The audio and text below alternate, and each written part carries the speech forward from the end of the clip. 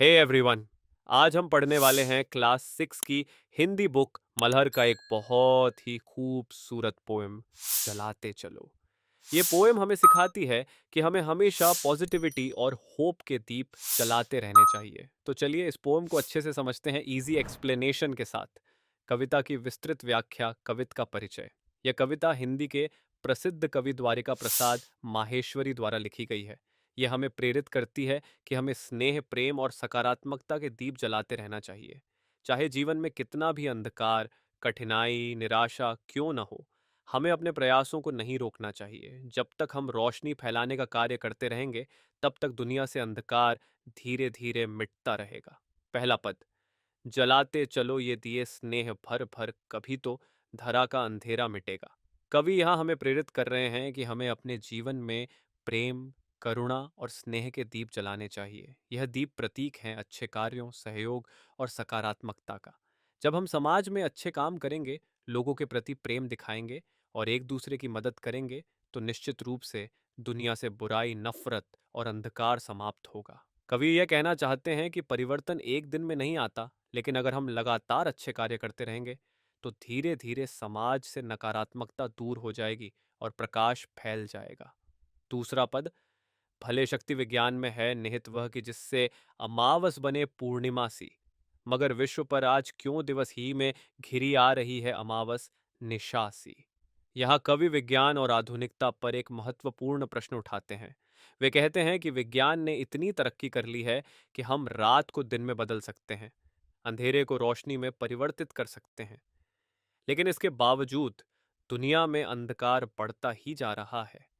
यह अंधकार केवल बाहरी अंधकार नहीं है, बल्कि यह ज्ञान, स्वार्थ, हिंसा और अन्य बुरी प्रवृत्तियों का प्रतीक है। कवि यह सवाल करते हैं कि जब हम विज्ञान की इतनी उन्नति कर चुके हैं, तो फिर भी समाज में इतनी नकारात्मकता और अंधकार क्यों है? इसका कारण यह है कि विज्ञान ने हमें भौतिक विकास दिया, लेकिन नैतिकता और प्रेम की रोशनी नहीं दी। इसलिए केवल विज्ञान ही नहीं, बल्कि स्नेह और करुणा के दीप जलाने की भी आवश्यकता है। तीसरा पद।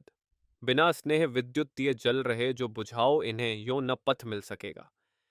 इस पंक्ति में कवि हमें यह समझा रहे हैं कि केवल बाहरी रोशनी से जीवन में सही राह नहीं मिलती। हम भले ही बिजली के दीप जला लें, लेकिन अगर हमारे अंदर प्रेम, सहानुभूति और दया की भावना नहीं होगी, तो यह रोशनी व्यर्थ है। यहाँ विद्युत को प्रतीकात्मक रूप में प्रयोग किया गया है।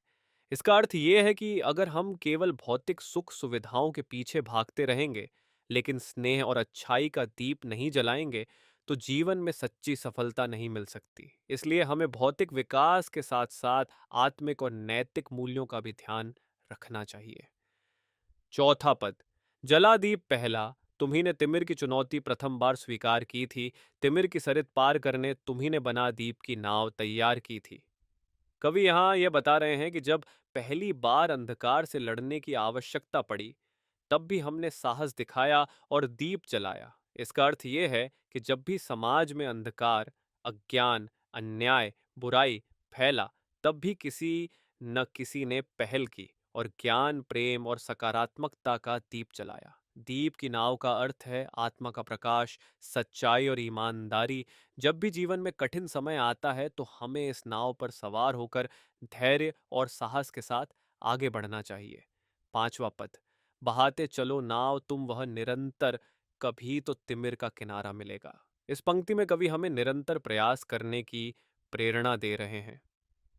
वे कहते हैं कि यदि हम अंधकार, कठिनाइयों के समुद्र को पार करने के लिए लगातार प्रयास करते रहेंगे, तो एक दिन हमें सफलता अवश्य मिलेगी।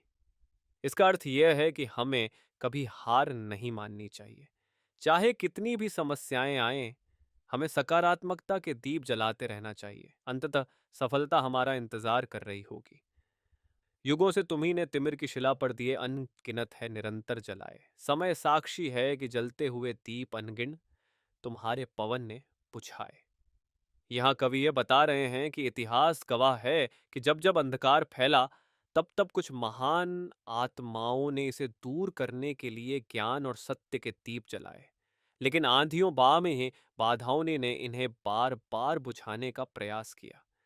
इसका अर्थ यह है कि जब भी कोई सच्चाई और अच्छाई के रास्ते पर चलता है तो उसे कई परेशानियों का सामना करना पड़ता है, लेकिन इन चुनौतियों से डरना नहीं चाहिए।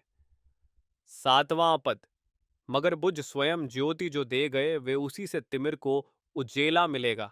यहाँ कवि ये कह रहे हैं कि जो दीप स्वयं जलकर दूसरों को प्रकाश देते हैं वे कभी व्यर्थ नहीं जाते।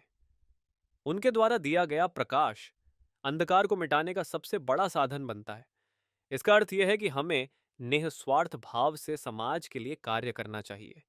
यदि हम अच्छे कार्य करते रहेंगे तो उसका प्रभाव समाज में जरूर दिखाई देगा। आठवां पद, दिए और तूफान की यह कहानी चली आ रही और चलती रहेगी। कवि कहते हैं कि दीपक और आंधी की लड़ाई हमेशा से चली आ रही है और आगे भी चलती रहेगी। इसका तात्पर्य यह है कि अच्छाई और बुराई का संघर्ष हमेशा रहेगा, लेकिन जब से पहला दीप जलाया गया है तब से यह संघर्ष जारी है और आगे भी अच्छाई अपना प्रकाश फैलाती रहेगी। नौवां पद, रहेगा धरा पर दिया एक भी, यदि कभी तो निशा को सवेरा मिलेगा। कवि हमें यह सिखाना चाहते हैं कि जब तक इस दुनिया में एक भी अच्छा व्यक्ति होगा तब तक बुराई पूरी तरह से जीत नहीं सकती। यदि एक भी दीप जलता रहेगा तो एक दिन यह रोशनी पूरे अंधकार को मिटा देगी। इसका तात्पर्य यह है कि हमें कभी भी हार नहीं माननी चाहिए। हमें सकारात्मकता और अच्छाई का दीप जलाते रहना चाहिए ताकि दुनिया से नकारात्मकता और अंधकार धीरे धीरे समाप्त हो जाए। सीख, यह कविता हमें सिखाती है कि हमें अपने जीवन में स्नेह, प्रेम और अच्छाई के दीप जलाने चाहिए। चाहे कितनी भी कठिनाइयां क्यों ना आए, हमें अपने प्रयासों को नहीं रोकना चाहिए। जब तक हम निरंतर प्रयास करेंगे, एक दिन सफलता और प्रकाश अवश्य मिलेगा। सो दोस्तों, ये थी पोएम जलाते चलो की पूरी एक्सप्लेनेशन। उम्मीद है आपको सब कुछ अच्छे से समझ आया होगा। अगर आपको ये वीडियो हेल्पफुल लगी तो लाइक, शेयर और सब्सक्राइब करना न भूलें। मिलते हैं नेक्स्ट वीडियो में एक नई पोएम या चैप्टर के साथ। Keep learning, keep growing. Bye.